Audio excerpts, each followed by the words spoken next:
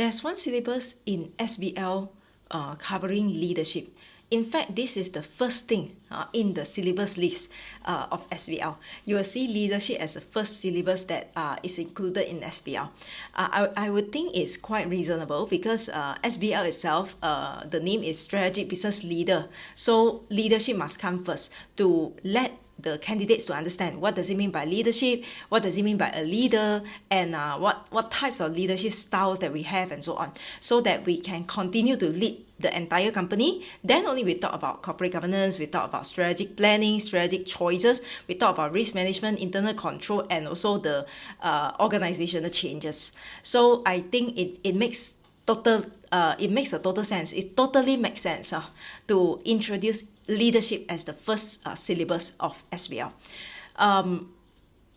For leadership, there are a lot of research areas talking about leadership styles and the effectiveness of each leadership style. Actually, if you search, or if you just do a search, a simple search, you will see a lot of research covering leadership style and how it affects various aspects of the company.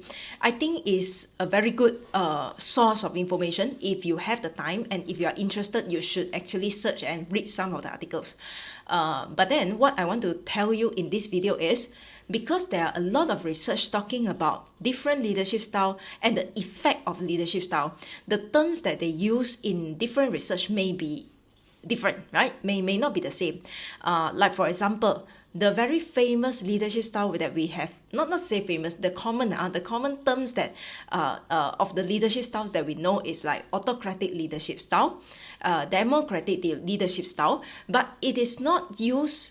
I mean, the term may not be used in other research, in all the research. So some research, they may say autocratic, but some research, they may use the term, for example, directive leadership style. So you have different terms in different research, and sometimes some research actually introduce new term or introduce new leadership style. So in such a way, when students approach this part of syllabus, when you want to study for this, if your aim is to study all the leadership style, go and memorize the style, go and memorize the strengths and weaknesses, I don't think it works very well, because you will notice that you have a lot of types of leadership styles that you are going to so-called memorize if you are using this approach. So how should we study for this syllabus? For my understanding, I mean, if you ask me if I'm a candidate, how would I study for this? I will read through. No matter how, I have the materials, I have the notes from the tutor, I have the materials, approved materials from ACCA approved, publisher. I will read through the information that they have given me. So some of the notes or some of the books, they list down some of the leadership styles. They list out the strength, they list out the weaknesses. They also give some scenario examples and so on. I will still read through all this to understand different type of leadership style. How would it reflect in the organization? And there are some examples to help me to understand better, so that I can apply this in my answer. When I see my case study, to have a certain style or to have a certain organizational arrangement, I may relate to the leadership style better in such a case, but I will not use the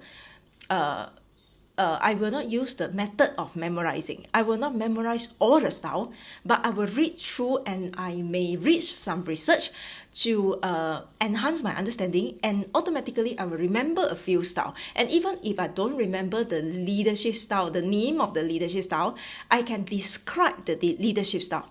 Because in SBL, we are not testing whether you remember the style name or not. In fact, in SBL questions, you will notice that a lot of leadership questions, they ask you to do analysis, they ask you to do evaluation. They never ask you, what leadership style is this, or some sort like this. They never ask you this kind of so-called close-ended, or this kind of questions that you need to have exact answer. So usually they will ask you to analyze, they will ask you to evaluate. So that's the more important thing that you should actually look at it. So when you study syllabus, instead of memorizing the strength and weaknesses, of course the strength and weaknesses helps, right? So you still need to study, you still need to read through, but instead of memorizing, why don't you do some critical thinking, or why don't you just visualize? If let's say this leadership style is practiced by yourself or practiced by your boss or whatsoever, how would you feel that? How would you view that, right? Feel and view that. And you may have some thoughts when you ask yourself in this way, how do you see the style?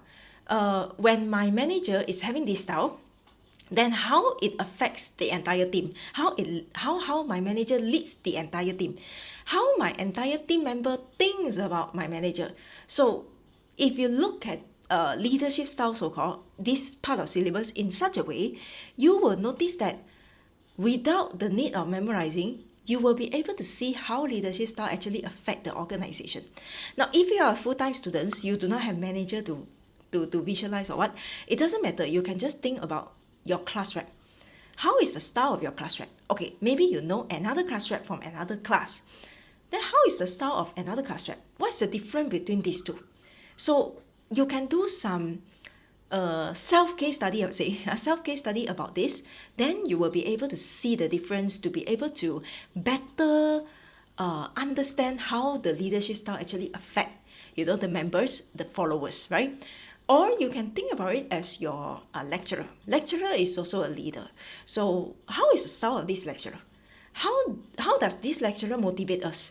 And then compared to another lecturer, how another lecturer motivate us? Or even your own parents.